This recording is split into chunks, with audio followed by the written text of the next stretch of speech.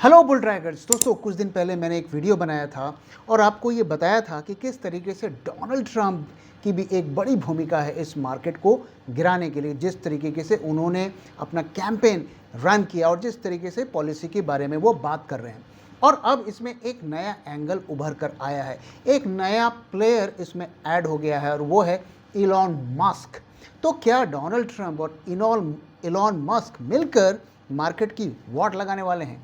इसी के बारे में हम इस वीडियो में बात करने वाले हैं। तो जब डोनाल्ड ट्रंप अपना कैंपेन रन कर रहे थे तो इलॉन मस्क और विवेक रामास्वामी, जो कि वहाँ के एक बहुत बड़े एंटरप्रेन्योर हैं, उन्होंने ट्रंप को एंडोर्स किया था और सपोर्ट किया था और उनके जो भी उनका विजन है, उनकी पॉलिसी है, उसको काफ़ी ज़्यादा सपोर्ट किया था, जिसकी वजह से उनको काफ़ी ज़्यादा पब्लिसिटी मिली। और अब जब वो ट्रंप जीत गए हैं तो अब टाइम है उनको रिवॉर्ड करने का। तो रिवॉर्ड करने के लिए एक नया डिपार्टमेंट बनाने का प्रपोजल है, जिसका नाम है डिपार्टमेंट ऑफ गवर्नमेंट एफिशिएंसी, जिसका शॉर्ट फॉर्म आता है डोजे, DOGE। तो दोस्तों, ये नाम आपको फेमिलियर लग रहा होगा, क्योंकि जैसे बिटकॉइन होता है उसी तरीके से वो डोजे कॉइन भी होता है, जिसके सबसे बड़े मैनिपुलेटर और ऑपरेटर इलॉन मस्क हैं। तो और इसके अलावा जो विवेक रामास्वामी के बारे में जितना कम बोला जाए उतना ही अच्छा है। तो अब जो है ये डिपार्टमेंट बनाया जाने का एक प्रपोजल है और जिसका सोल गोल है कि US गवर्नमेंट की स्पेंडिंग को कम करना। और इलॉन मस्क ने ये बोला है कि वो $2 ट्रिलियन की स्पेंडिंग को कम करेंगे, और ये जो टोटल US गवर्नमेंट की स्पेंडिंग है वो करीब 6.7 ट्रिलियन US है। करीब 30% की वो सेविंग्स करने का उनका प्रपोजल है, यानी कि जो स्पेंडिंग गवर्नमेंट जो स्पेंड करता है उसको कट करने का प्रपोजल है। तो अब प्रश्न उठता है कि ये जो कट किया जाएगा तो ये स्टॉक मार्केट्स को कैसे इम्पैक्ट करेगा। आइए इसको थोड़ा हम समझते हैं। तो सबसे पहली बात है कि इसका जो इमीडिएट इम्पैक्ट होगा वो होगा बॉन्ड मार्केट में सेल ऑफ होगा, और बॉन्ड मार्केट में जब सेल ऑफ होगा तो बॉन्ड के यील्ड्स बढ़ेंगे। अगर आप बॉन्ड यील्ड्स ट्रैक कर रहे हैं US मार्केट की, तो वो सितंबर में 3.5% से बढ़कर करेंटली 4.4% हो गए होंगे। आप शायद सोच रहे होंगे कि यार ये क्या 3.5%, 4.4% की बात कर रहे हो। भैया, इसमें 30% का गेन हो गया है, यानी कि जो बड़े इन्वेस्टर्स, जो FIIs अगर बॉन्ड्स में उन्होंने इन्वेस्ट किया होता तो उसमें 30% का उनको गेन एक महीने में ही मिल गया होता। तो ये एक बहुत जो है बड़ी बात है, और शायद जो जिस तरीके से सेलिंग हो रही है, काफ़ी पैसा वहाँ के बॉन्ड्स में जा रहा है। तो दोस्तों, आपको हमें ये समझना पड़ेगा कि जो बॉन्ड मार्केट होता है वो इक्विटी का बेस होता है, यानी कि पैसा, असली पैसा मार्केट में, बॉन्ड मार्केट में ही होता है। बड़े बड़े जो गवर्नमेंट्स होते हैं जिनके पास अथाह पैसा होता है, उनका असली पैसा बॉन्ड मार्केट में होता है, और फिर depending upon the market conditions वो पैसा निकलकर इक्विटी मार्केट में आता है। यानी कि जब इक्विटी मार्केट बढ़ रहा होता है या इक्विटी मार्केट को बढ़ाना होता है तो बॉन्ड मार्केट से वो पैसा निकलकर इक्विटी मार्केट में आता है, और जब इक्विटी मार्केट को गिराना होता है या इक्विटी मार्केट गिर रहा होता है तो वो पैसा वापस अपने निकलकर इक्विटी मार्केट से अपने बेस यानी कि बॉन्ड मार्केट में जाता है। तो मैं आपको एक अंदाज़ा देता हूँ कि अगर US के बॉन्ड मार्केट की बात करें कितना बड़ा है, मैं उसका अंदाज़ा देने की आपको कोशिश कर रहा हूँ, तो 55 ट्रिलियन US डॉलर्स का साइज़ है, और इसमें से सबसे ज़्यादा जो पैसा जहाँ जाता है वो US ट्रेजरीज में जाता है। करीब 50% यानी करीब 25 ट्रिलियन US डॉलर्स जो है US ट्रेजरीज में रहते हैं। और US ट्रेजरी एक ऐसा इंस्ट्रूमेंट है जिसको दुनिया का सबसे सेफेस्ट इंस्ट्रूमेंट माना जाता है, इसलिए सबसे ज़्यादा पैसा इसमें ही जाता है। तो ये बॉन्ड मार्केट में की वजह जो एक्शंस वो अगर ये ऐसा लेंगे तो बॉन्ड मार्केट में इसका इम्पैक्ट पड़ेगा, और बॉन्ड मार्केट में इम्पैक्ट की वजह से इक्विटी मार्केट में ज़बरदस्त इम्पैक्ट पड़ेगा। और अगर आप देख रहे हैं तो सितंबर से लगातार इक्विटी मार्केट में गिरावट हो रही है और बॉन्ड यील्ड बढ़ रहा है।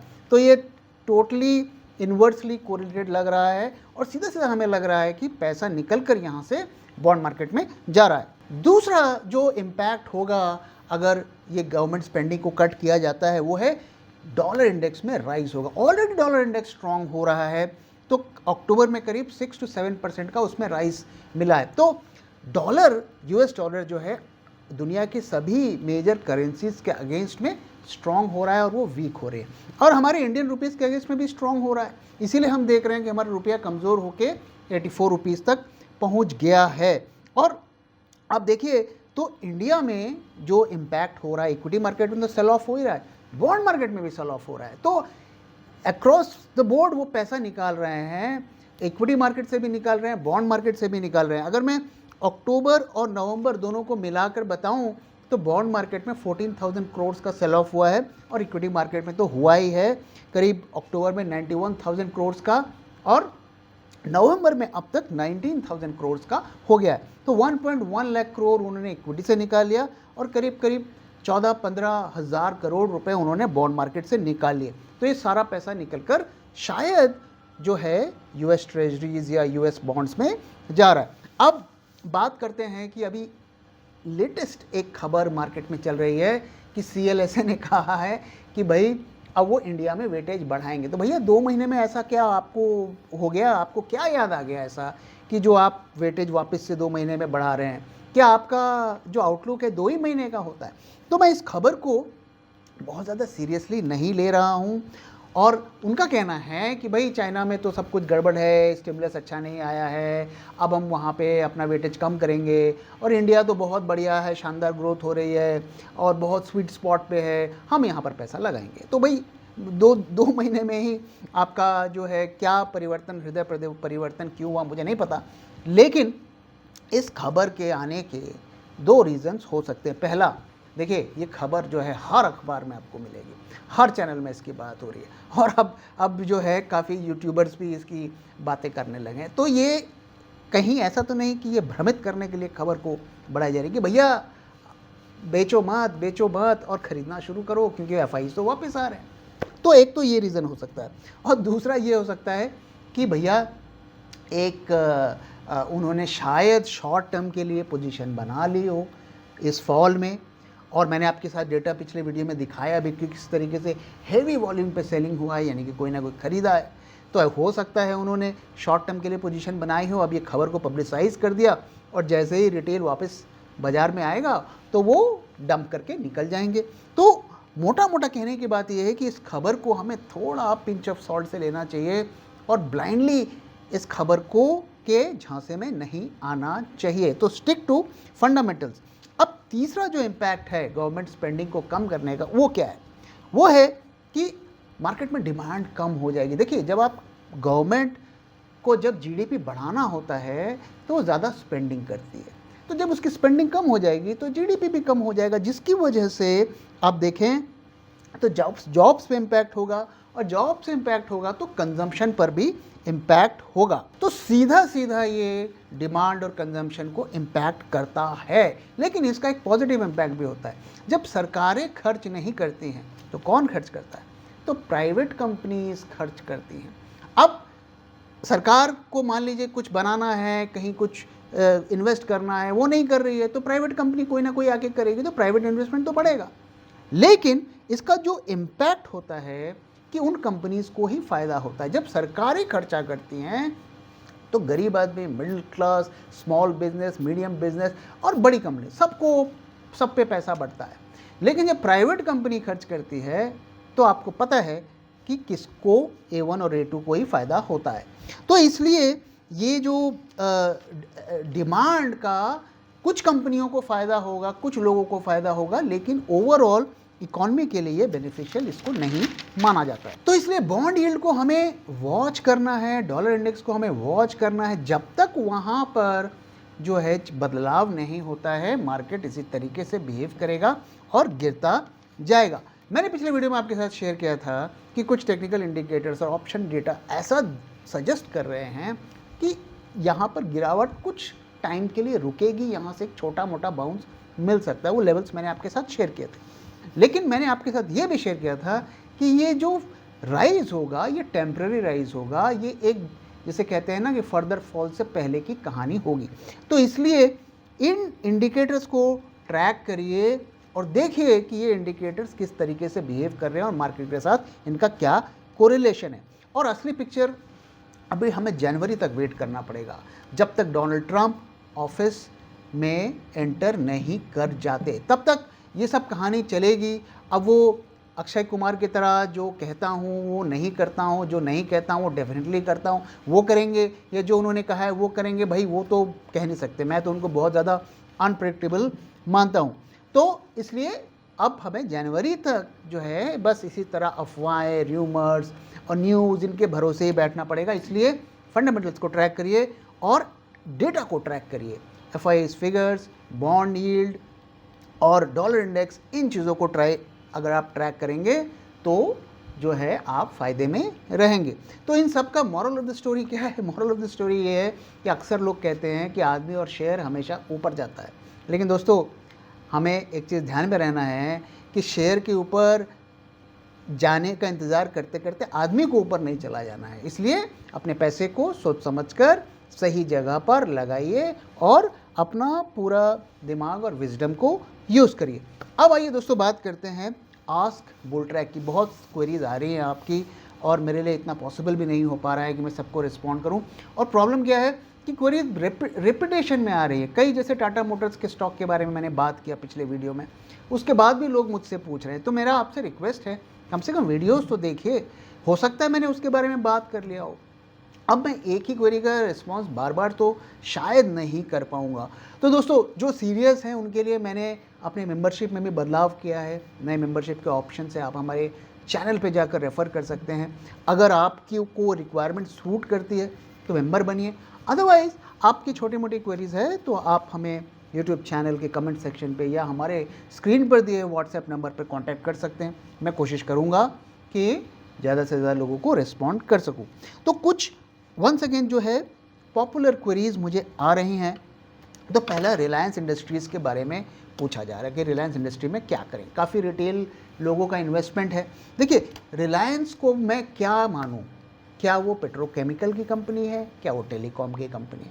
अभी भी वो पेट्रोकेमिकल की कंपनी है, तो इसलिए ऑयल टू गैस या पेट्रोकेम की कंपनी है।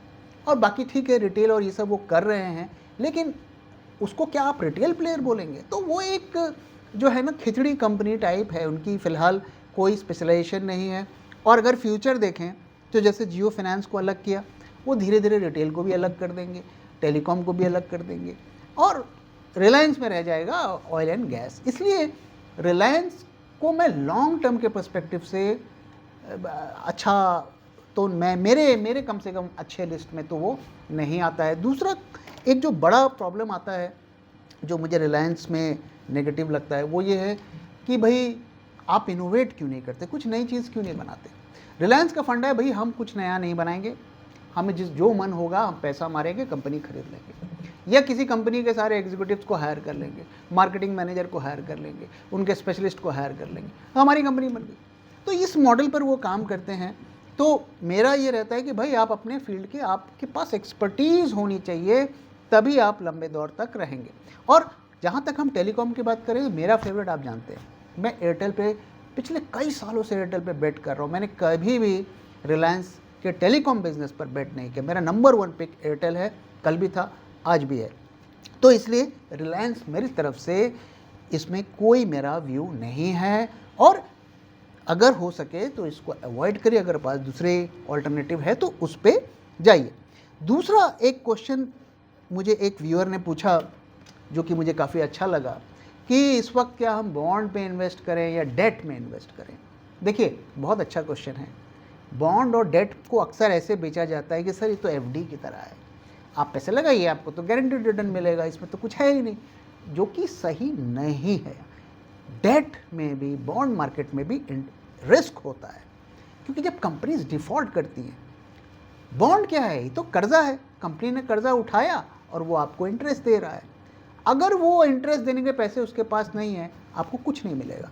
कुछ साल पहले फ्रैंकलिन टेम्पल्टन के डेट फंड्स ने पैसे देने से मना कर दिया, भैया हमारे पास पैसे नहीं है, हम नहीं दे सकते। काफ़ी लोगों के पैसे डूब गए। मेरे जानने पहचानने में भी कई लोगों के 10 लाख रुपए तक अटक गए। मुझे नहीं पता कि अभी वो रिजॉल्व हुआ है कि नहीं हुआ है। इसलिए डेट फंड्स और बॉन्ड्स में इन्वेस्ट करने से पहले चेक करिए उनकी रेटिंग। बॉन्ड्स की रेटिंग होती है वो नंबर 1 AAA की रेटिंग होनी चाहिए, हाईएस्ट जो होती है। होता क्या है कि जो हाईएस्ट रेटिंग की कंपनीज होती हैं बहुत कम होती हैं, तो वो क्या करते हैं, वो बास्केट बनाते हैं, एक दो अच्छी रेटिंग के डाल देते हैं, बाकी सब कचरा घुसा देते हैं। तो बी वेरी केयरफुल। इक्विटी में तो चांस भी होता है कि रिकवर हो जाए, डेट में तो भैया गया तो गया। So be very careful. Okay, company बहुत ज़्यादा अगर कर्जा ले चुकी है, उनके बॉन्ड्स को अवॉइड करना है। तीसरा, डिफेंस स्टॉक्स। देखिए, डिफेंस स्टॉक्स के बारे में भी काफ़ी क्वेरीज आ रही हैं। मैंने डिफेंस स्टॉक के बारे में एक वीडियो बनाकर कुछ महीने पहले डाला था, आप उसको रेफ़र कर सकते हैं। डिफेंस स्टॉक्स का हमारा अगर पिक है, हमने 2-3 स्टॉक्स को पिक किया था, जिसमें कोचिन शिपयार्ड था, भेल था, बीईएल था। ये काफ़ी निचले लेवल्स पे, जब डिफेंस स्टॉक्स की कोई बात नहीं करता था, तब हमने इसे पिक किया था। और काफ़ी लोग मुझे बोलते थे कि सर ये क्या आप पीएसयू स्टॉक्स को डाल दिए हैं, इनमें क्या फ्यूचर है। और आज सब उसी की बात करते हैं। तो ये अब ओवर हाइप्ड हो गए हैं हमारे मुताबिक। हाँ, जो है इन स्टॉक्स में अब निकलने का टाइम है। और उसकी कहानी क्या है, पूरी कहानी मैंने अपने वीडियो में बताई है, ज़रूर जाके देखिए। और अगर आप उस कहानी से एग्री करते नहीं करते हैं, मुझे अपना फीडबैक भी शेयर करिए। और चौथा जो है, बैंकिंग और फाइनेंस के बारे में बहुत क्वेरीज आ रही हैं, क्योंकि सबसे ज़्यादा ओनरशिप इसी में है, सबसे ज़्यादा लोगों को इसी में फंसाया गया है।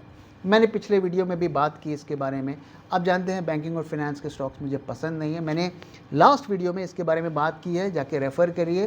बैंकिंग और फाइनेंस के स्टॉक्स मुझे पसंद नहीं है।